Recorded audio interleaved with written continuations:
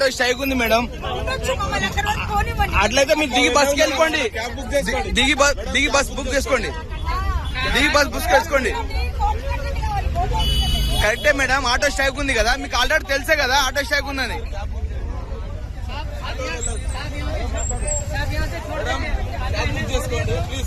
Cab book చేసుకోండి, auto వెళ్ళండి.